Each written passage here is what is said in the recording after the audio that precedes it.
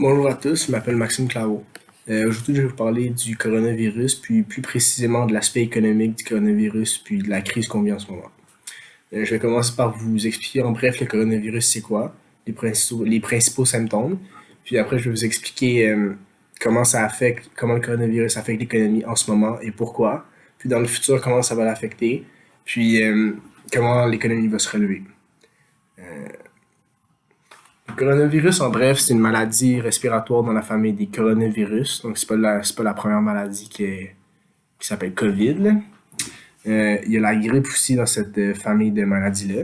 Chaque personne a ses propres symptômes, ça dépend de l'âge des personnes, puis surtout de la personne aussi, du système immunitaire, parce que plus on vieillit, plus le système immunitaire devient faible. C'est pour ça que les personnes plus âgées ont des symptômes plus graves. Il y a des personnes plus jeunes qui ont le coronavirus puis qui n'ont même pas de symptômes. Ça dépend vraiment de la personne. Puis le virus provient de Wuhan, une ville en Chine. Les principaux symptômes du coronavirus, c'est la fièvre, la toux, des difficultés respiratoires, puis des courbatures. Comment l'économie est affectée par le coronavirus en ce moment et pourquoi? C'est parce que l'économie roule pas. Comment ça marche? C'est que les gens travaillent pour avoir un salaire, puis sur le salaire, le gouvernement prend de l'impôt. Ça dépend, les pourcentages dépendent de l'argent que les gens font. Puis, avec l'argent qui reste aux gens, ils font des dépenses, ils achètent de la nourriture, ils vont au restaurant, ils vont au cinéma, ils ont des loisirs. Puis, sur toutes les autres dépenses que les gens font, euh, le gouvernement, il prend des impôts. Pas des impôts, il prend les taxes, excusez-moi. Puis, ça, c'est le plus gros revenu du gouvernement. Puis, à cause du coronavirus, euh, la plupart des magasins ont fermé, des commerces. Donc, beaucoup de personnes ont perdu leur emploi à cause du coronavirus. Puis, donc, ils n'ont plus de salaire. Puis, ils sortent plus à cause du confinement, de la quarantaine, que tout le monde est en quarantaine.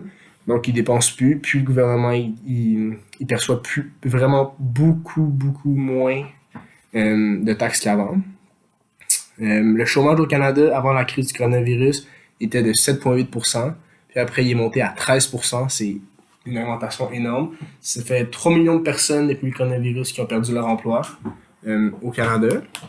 Puis les mesures que le gouvernement a prises, c'est le PCU, la prestation canadienne d'urgence. Ça, c'est 2 000 $ qu'ils donnent à toutes les personnes qui ont perdu leur emploi à cause du coronavirus. Mais ça, c'est seulement si tu es éligible. Euh, pour être éligible, il faut avoir en haut de 15 ans puis avoir fait plus de 5 000 $ dans la dernière année. Euh,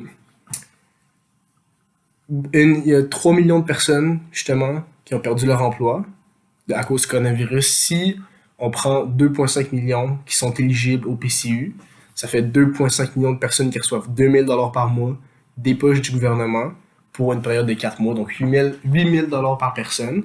Puis ça, c'est si la quarantaine n'est pas prolongée, puis que la période du PCU est prolongée. Ça fait énormément d'argent qui sort des poches du gouvernement. Puis ça a pu créer une énorme dette pour le gouvernement du Canada. L'économie peut aussi être touchée par l'inflation de la monnaie des différents pays ou l'inflation de la nourriture, comme le bœuf qui monte petit à petit. Euh, on va plus le voir dans les semaines qui vont suivre l'inflation des prix et des choses comme ça. Donc c'est comme ça que l'économie est touchée en ce moment. Dans le futur, il y a beaucoup de gros analystes financiers qui disent que ça pourrait être la prochaine crise financière, puis qu'elle pourrait être même plus grosse que celle de 2008. Euh, En 2008, il y a eu trois types de recovery, comme du recouvrement de l'économie des pays. Il y a le V-shape, le U-shape, puis le L-shape. Le V-shape, on a pu l'apercevoir avec la courbe du PIB, le produit intérieur brut du Canada. Le Canada a perdu environ 0,5 trilliard de dollars de PIB pendant la crise de 2008.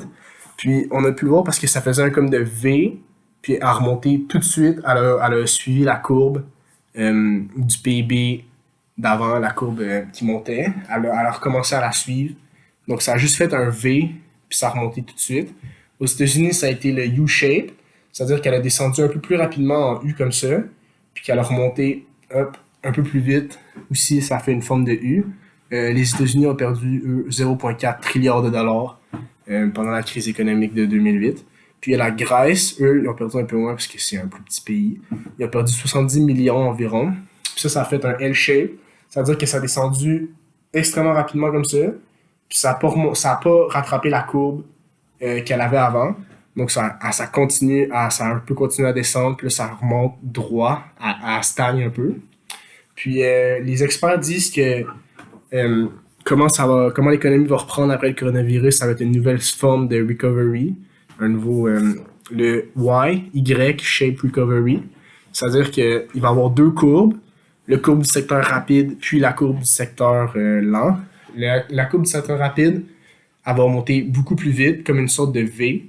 Euh, les, les secteurs rapides, on a comme Amazon, les grands distributeurs, puis les compagnies de santé pharmaceutiques, surtout la compagnie qui va trouver le virus. Leur économie va remonter extrêmement vite. Puis aussi le secteur lent, ça, c'est les transports, touristes, les hôtels qui vont reprendre petit à petit avec le déconfinement, euh, qui va justement être petit à petit. Euh, donc ça, c'est comment l'économie va remonter après la crise du coronavirus. Pour conclure, l'économie souffre actuellement à cause qu'elle ne roule plus. Le gouvernement aperçoit plus de taxes, vraiment moins d'impôts. Puis il sort beaucoup d'argent de ses poches pour aider la communauté. Puis l'économie va reprendre après plusieurs années avec comme j'ai dit, le Y-shape, le Y-shape, avec le secteur lent puis le secteur rapide.